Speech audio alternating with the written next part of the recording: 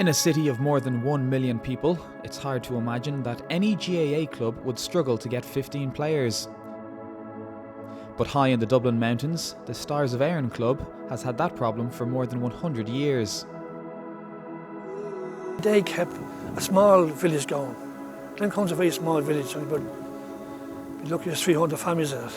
You know, you don't have a post office, you have a church, and a library and a pub, and that's your limit. The idyllic village of Glencullen has been the home of Stars of Erin since 1903, and the club has been central to the community ever since.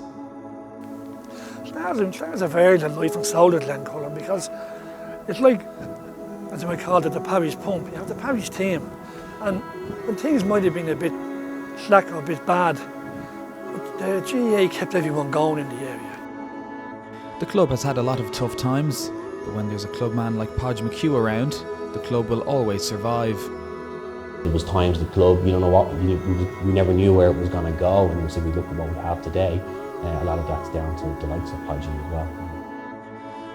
I got involved with the club playing under 14 football. I started off playing junior then in 1962. So I played from then until I was 50 years of age. Played in all leagues, cups, everything in Dublin. I played in all positions, full back, centre field, full forward. I ended up playing full forward when I was 50, trying to catch the ball when I come in. The club first won a junior championship in 1916. They then went on to win the All-Ireland junior title representing Dublin in 1917. It was great because a lot of even apart from the lads that played in it, the people that talked about it, it was very important to them, yeah. And of course those people, they kept the football going in the area during the year, those times, and it was great. But decades of lean years followed as Dublin's most rural club battled to survive. I was lucky enough to play with my sons. But it's funny when your son is shouting at you, "Dad, give me the ball." And some guy is saying, "He's out for the playing, his father playing." But that's what we had to do, we had to make up numbers. We were always a small community, so we would never have enough players for the club from locals.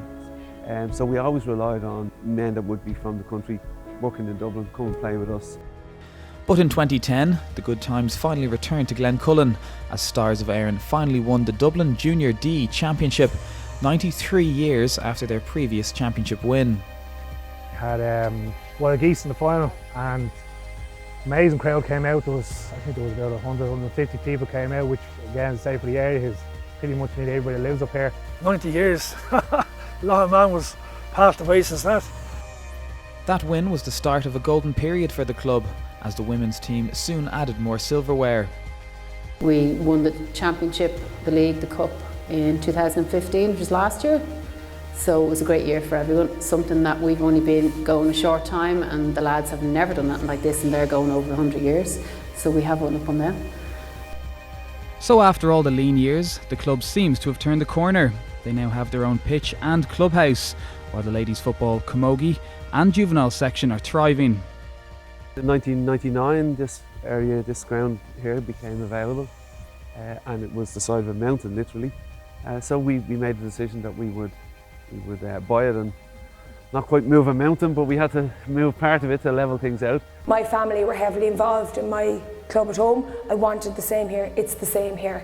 You're not just a player, and even though I'm not from the parish, I very much feel very accepted, very part of it. It's a family. Every family that lives in the area probably has someone either playing on a juvenile girl or boys team, or involved with the Gaelic for mothers and others, or they've somebody playing on the adult ladies or men's team.